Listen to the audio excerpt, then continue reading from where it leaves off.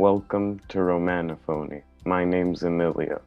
I'm back with Iglika and Alex from Monoglossia. If you haven't already, watch the first part of this collaboration and subscribe to their channel. In today's video, we're gonna play a game similar to Broken Telephone, where I'll send a sentence in Italian to Iglika. She'll translate it to Spanish. Alex will translate it to French. I'll translate it back to Portuguese. And then I'll put it in Google Translate and we'll see what the final result is.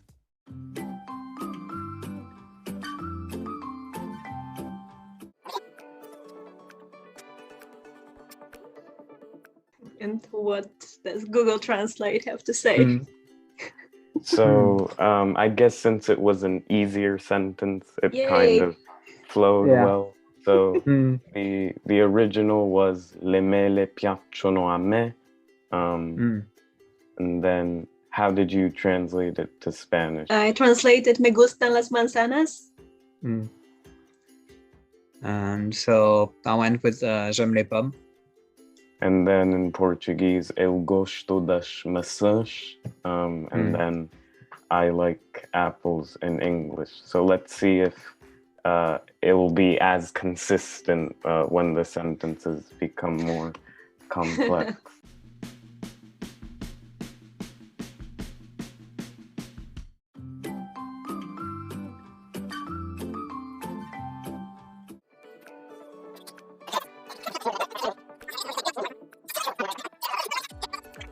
So the original sentence was Sfortunatamente lui non ci è riuscito. And then Iglika translated it to Que rollo que él no haya ganado. I know it's not the same. and then I see. Yeah, that was a mess. I see. What did you write in French? Quel dommage qu'il n'y ait pas de ganache.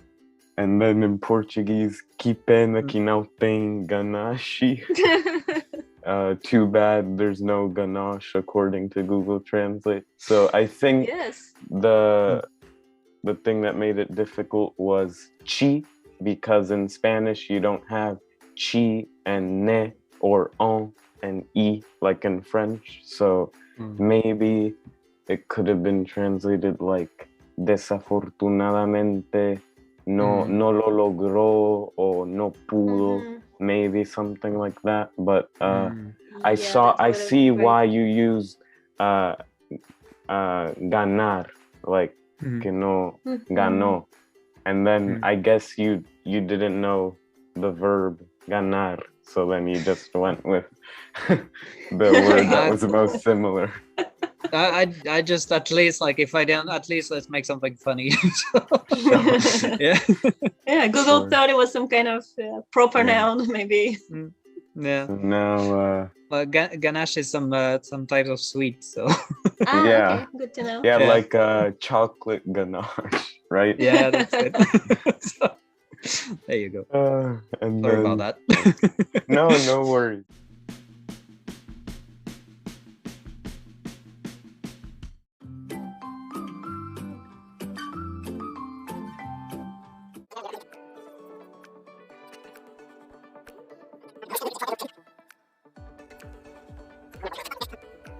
The original sentence was Cosa vorresti fare da grande? Iglika translated it to ¿Qué cosa grande querías hacer? and then Alex. Yeah, quelle grande chose, but it doesn't sound very natural. And Not in souhaiterais-tu Spanish either. accomplir?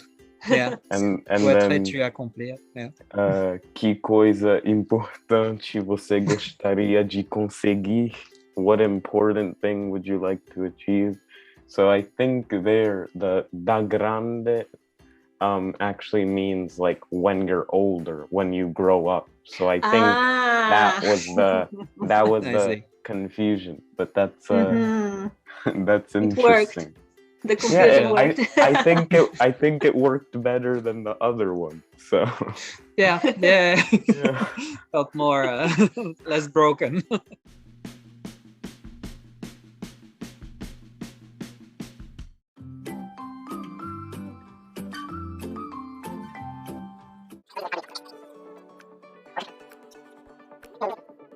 The first sentence, the original sentence was Speravo che il gioco fosse divertente.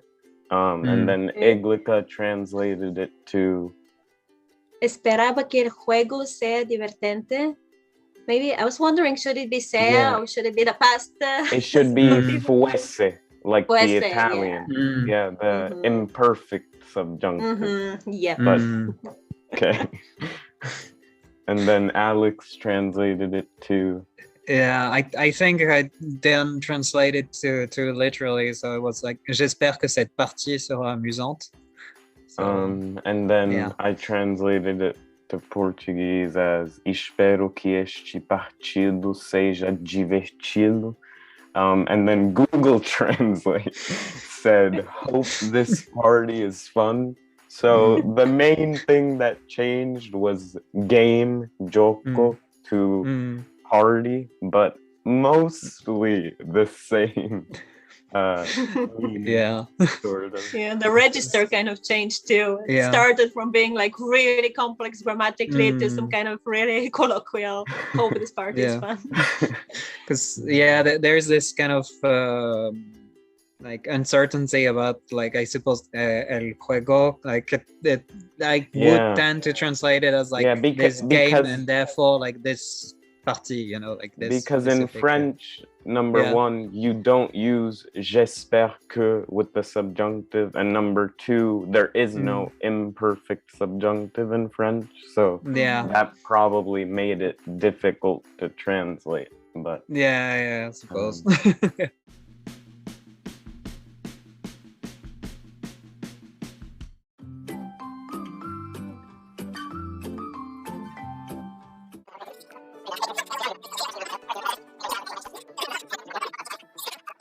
So the original sentence was mi dispiace che tu abbia preso un palo, and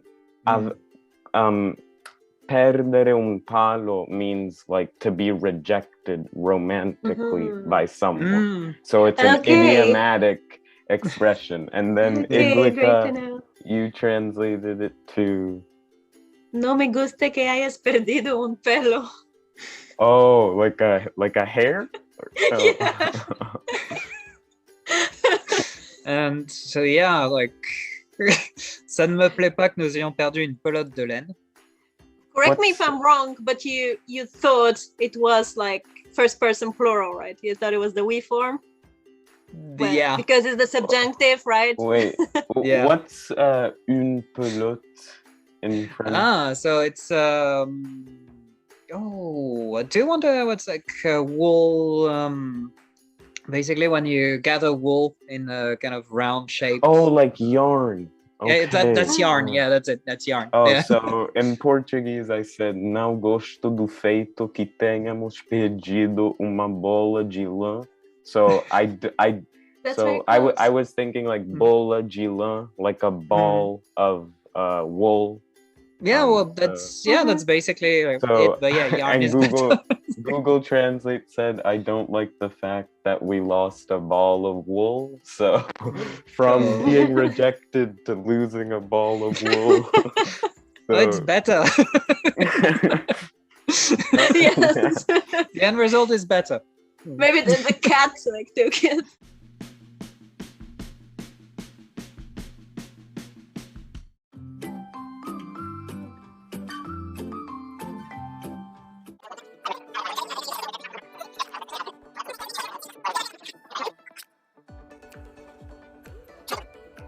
So the original was actually from a video I made from a scene from The Godfather. So devi sapere che quello che è successo tra me e tuo padre fu una cosa di business. And then Iglika translated it to Tienes que saber que lo que se pasó entre mí y tu padre era una cosa de negocios. And Alex. Yeah. Well, il faut que tu saches que ce qui vient de se passer entre toi et ton père entre moi et ton père n'est qu'une affaire de travail. It could have been histoire as well, but yeah. And then That's pretty close. In Portuguese, I said, você tem que saber que o que acaba de acontecer entre mim e seu pai é só assunto de trabalho. So you made it work. Yeah. You kind of changed it to work. And then you have to know that what just happened between me and your dad is just a matter of work. So... But yeah, it's like the classic. Did you say like que vient de se passer? Yeah, he said qui vient. So that's why I said acaba de acontecer. Yeah. So, okay. But that's interesting. Yeah. I think the most difficult part was una cosa de business, like a matter of business, like very. Yeah. Yeah. Yes, in Italian, very often there is just like the English word, and it doesn't even fit like the whole business rhythm. Yeah. It's. I guess we would also use like business like in this specific context. It's a very kind of. It's not necessarily something that we would say like something that we would voice this Anglicism. way. Yeah, exactly. Anglicism. L'inglese è ovunque. It's everywhere. Yeah, absolutely. Here in Japan too.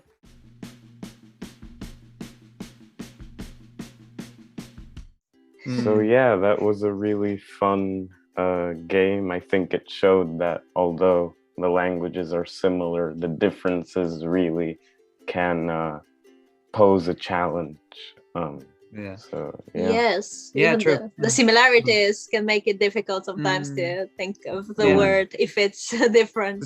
Yeah, like for example, like un pelo. Like you would have like un pelo. Sorry, not I said it like Italian style, but you know, we would have like pilosité, pelo. But I would absolutely not think of hair. You know, it's like I said trabalho because you said travail, and then my brain was all over the place, so I just went with trabalho. But yeah,